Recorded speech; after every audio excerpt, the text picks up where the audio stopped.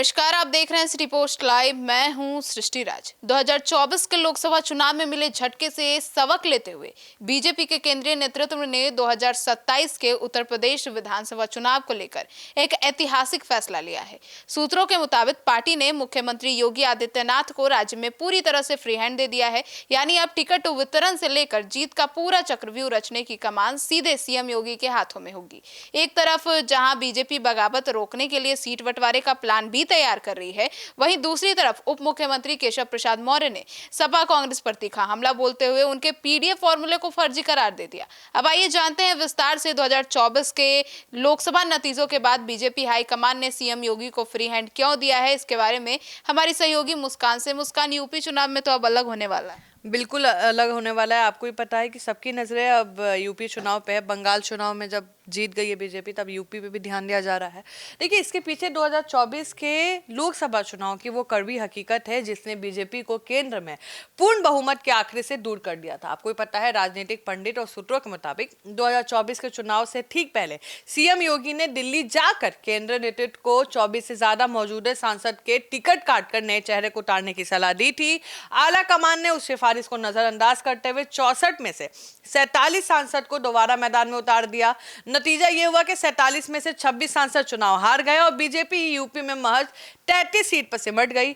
अब इस हार के बाद आरएसएस और पार्टी के भीतर गंभीर सवाल उठ रहे हैं और अब 2027 के विधानसभा चुनाव में कोई भी जोखिम ना लेते हुए हाईकमान ने माना है कि राज्य की मैदानी हालत और उम्मीदवार की जमीनी पकड़ की सबसे सटीक समझ सीएम योगी को ही है। तो ऐसे में मुस्कान, यूपी में टिकट बंटवारे की नई प्रक्रिया क्या होगी और अंतिम फैसला किसका होगा?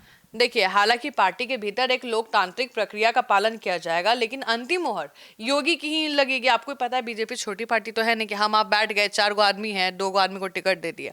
बड़ी पार्टी है, प्रॉपर एक कमेटी बनेगी।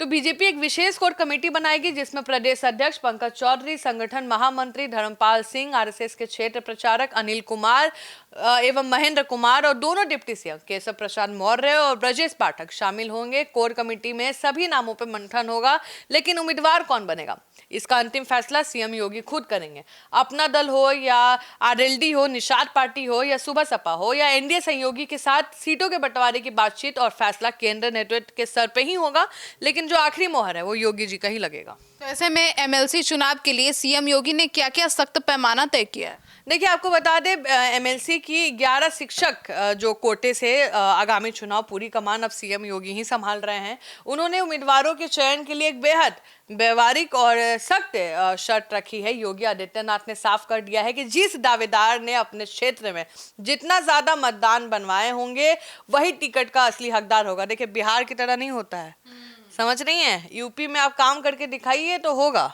ठीक है। और योगी जी के सामने तो आप पैसा पैरवी दिखा ही नहीं सकते हैं। तो वाराणसी खंड और प्रयागराज झांसी सीटों पे सीएम की सीधी नजर है। वाराणसी जो प्रधानमंत्री नरेंद्र मोदी का संसदीय क्षेत्र है, वहां की दोनों एमएलसी सीट फिलहाल समाजवादी पार्टी के पास है। सीएम योगी हर हाल में इन्हें सपा से वापस छीनने की रणनीति पे काम कर रही है। तो ऐसे में बगावत रोकने के लिए जो बीजेपी ने प्लान बी बनाया वो क्या है और काम कैसे करती है? देखिए, बीजेपी के शुरुआती आंतरिक सर्वे में पार्टी को 190 से 205 सीट मिलने का अनुमान जताया गया है। ऐसे में सामूहिक एंटी इंकम्बेंसी और बगावत को रोकने के लिए प्लान भी तैयार किया गया है। अगर एक साथ मान लीजिए दर्जन विधायक का टिकट काट दिया जाए तो कहाँ जाएंगे? सपा में जाएंगे या बीएसपी में जाएंगे?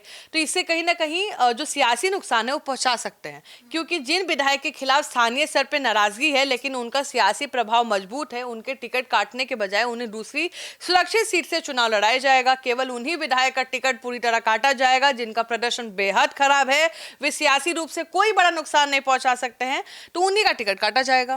तो ऐसे में उप मुख्यमंत्री केशव मौर्य जो हैं, उन्होंने भी विपक्ष के पीडीए कार्ड पर पलटवार किया है। वो क्या कहा उन्होंने? देखिए, पीडीए फॉर्मूला आपको ही पता है, पिछड़ा, दलित और माइनॉरिटी की बात कर रहे हैं। चुनाव से पहले जुबानी जंग तेज हो गई है। डिप्टी सीएम केशव प्रसाद मौर्य ने समाजवादी पार्टी और कांग्रेस के गठबंधन पे बड़ा हमला बोला है।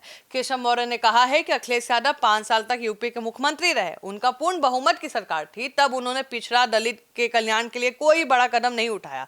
और साथ ही आपको बता दें, उन्होंने दावा किया था कि सपा का पिछड़ा, दलित और जो माइनॉरिटी का नारा है पूरी तरह फर्जी और छलावा है। उन्होंने सपा और कांग्रेस को युवाओं, जेनजी के भविष्य से खिलवाड़ करने वाली पार्टी करार देते हुए कहा कि यूपी का युवा अब इन्हें बेनकाब मतलब समझिए कि इनके बहकावे में नहीं आने वाला है, ऐसा उन्होंने कहा है। लेकिन ये चलते रहता है। यहाँ से समाजवादी पार्टी भी फेंकेगी जेनजी का मोहरा, यहाँ से ये लोग भी फेंकेंगे। सबको पता है कि अभी जेनजी रुला रहे हैं सबको भाई, चाहे वो आप सरकार में हो या अपोजिशन में हो। तो सुना आपने, तो उत्तर प्रदेश की जो चुनावी चौरस है उसमें मोहरे बिछने शुरू हो गए हैं और 2024 की गलतियों को सुधारते हुए बीजेपी ने अब कमान योगी आदित्यनाथ के हाथों में सौंप दी है। तो ऐसे में सवाल उठता है कि क्या योगी का यह फ्री हैंड फॉर्मूला 2027 में बीजेपी की हैट्रिक करा पाएगा या फिर अखिलेश यादव का पीडीए कार्ड भारी पड़ेगा? आपकी क्या राय है, जरूर बताइएगा। धन्यवाद।